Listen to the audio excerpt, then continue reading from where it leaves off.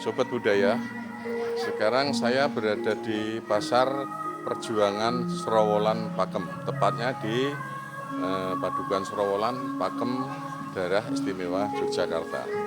Ada apa saja di Pasar Srowolan atau di Pasar Perjuangan Srowolan Pakem ini? Yuk kita masuk ke sana, kita kupas tuntas tentang Pasar Perjuangan Srowolan Pakem ya. Di sana pasar tapi sepi ya. Pasar tapi sepi, kok dinamakan Pasar Perjuangan. Ada apa saja? Yuk kita kupas tuntas masuk ke dalam Pasar Perjuangan Srowolan Pakem. Nah, ini sumur yang ada di Pasar Perjuangan Srowolan. Jadi sumur ini masih asli seperti ini, belum ada perubahan. Walaupun ada rumput-rumputnya, tetapi di dalamnya airnya masih bening, masih jernih. Tetapi kayu yang ada di atasnya dan dua bangunan yang menopang kayu ini masih asli, masih dirawat. Yuk, sekarang kita berada di Pasar Perjuangan Srowolan di Pakem. Kita lihat apa saja yang ada di Pasar Perjuangan ini. Kenapa dinamai Pasar Perjuangan? Kita lihat lebih dalam isinya Pasar Perjuangan dan apa saja yang ada di Pasar Perjuangan. Nah, ini reliefnya atau tulisannya tentang Pasar Perjuangan akan saya bacakan. Ya, akan saya bacakan. Dinas Kebudayaan Daerah Istimewa Yogyakarta. Pasar Srowolan pada masa revolusi, pada perang kemerdekaan yang kedua tahun 1942 sampai 1949, tentara Belanda berhasil menduduki daerah Meran pada tanggal 20 Desember. Selanjutnya tanggal 20 Desember 1949. Dan selanjutnya pasukan Belanda ini seringkali konvoi untuk melakukan pembersihan dan penyerangan. Hal ini mengakibatkan pasar-pasar yang ada di wilayah dekat Meran menjadi sepi. Salah satunya Pasar Pakem. Namun begitu pasar lainnya justru ramai, yakni Pasar Srowolan.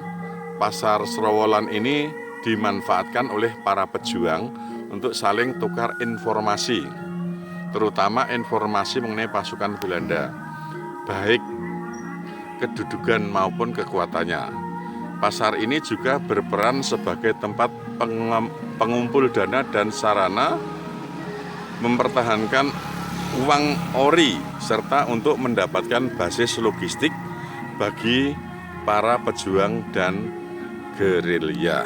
Nah, itu sedikit kenapa kok dinamakan Pasar Perjuangan. Jadi Pasar Perjuangan ini intinya adalah untuk bertemunya pada masyarakat dan para pejuang untuk saling tukar-menukar informasi. Demikian tentang Pasar Srowolan.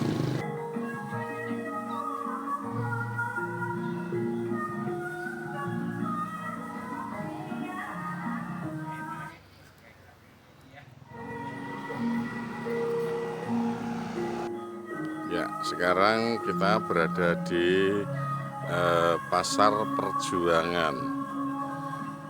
Di Pasar Perjuangan ini berada di Srowolan Pakem.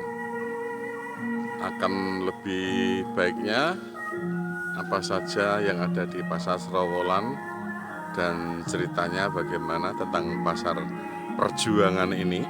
Dan ini masih tertata, sangat bagus. Mari kita lihat dalamnya Pasar Srowolan. Ya, ini dalamnya Pasar Srowolan masih bagus, tertata bagus.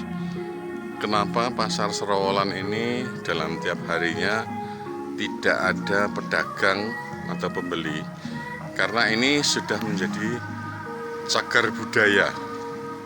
Ya, pasar perjuangan, namanya pasar perjuangan, tetapi sama masyarakat setempat boleh, biasanya tiap hari Minggu itu ada pedagang, tapi sangat minim sekali.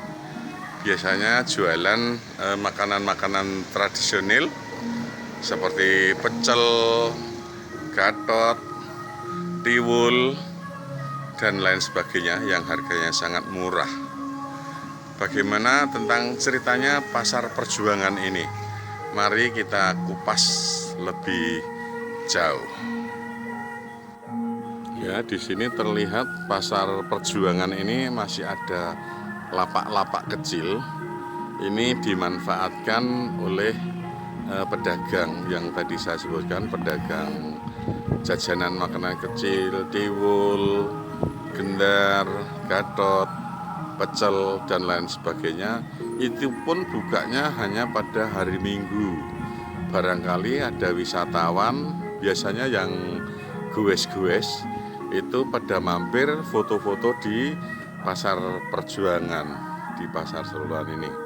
Jadi ini masih ada lapak-lapak kecil, tapi bukanya hanya pada setiap hari Minggu, seminggu sekali.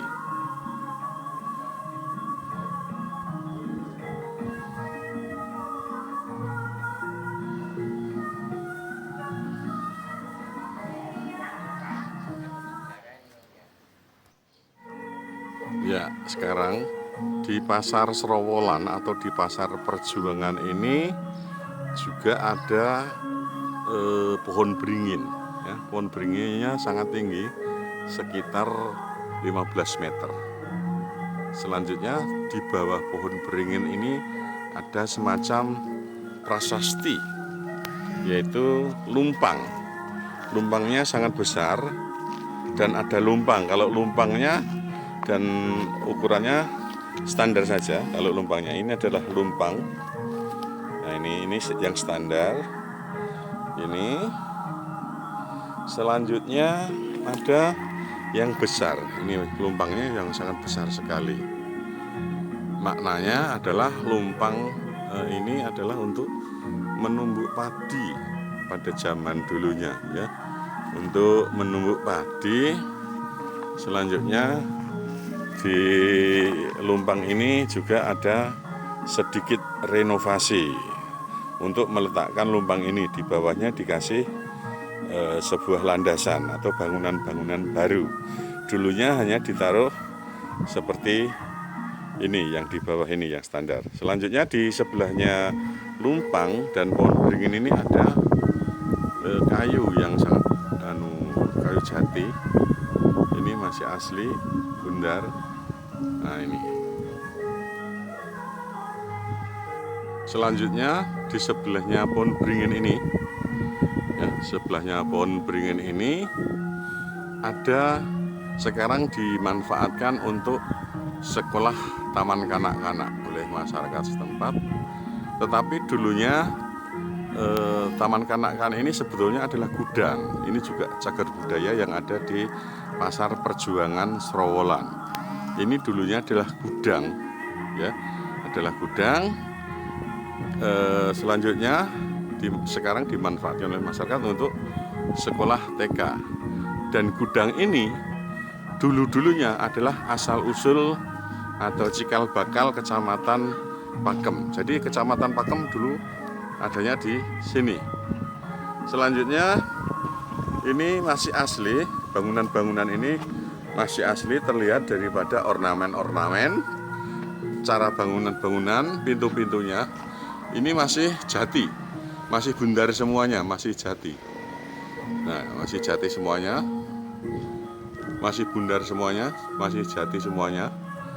Ini tiang-tiangnya masih jati, bundar, asli. Pintu-pintunya juga masih asli, sangat tebal sekali itu pintunya. Sayang kita tidak bisa masuk karena dikunci, ya. Kita cukup dari luar saja. Terus itu usuk, reng juga masih asli, belum ada perubahan. Reng, usuk masih asli, belum ada perubahan. Ini dulunya adalah gudang, tetapi sekarang dimanfaatkan untuk sekolah TK. yang terakhir ini adalah panggung ya. Ini barangkali ada pertunjukan-pertunjukan, sudah disediakan panggung dari sini. Terus di depannya panggung itu selama tidak ada pertunjukan dimanfaatkan oleh untuk pentas burung ya. Tidak apa-apa, dimanfaatkan oleh pentas burung. Jadi terlihat di sana jauh itu pasar Srowolan, kita lihat dari panggung atau dari gudang.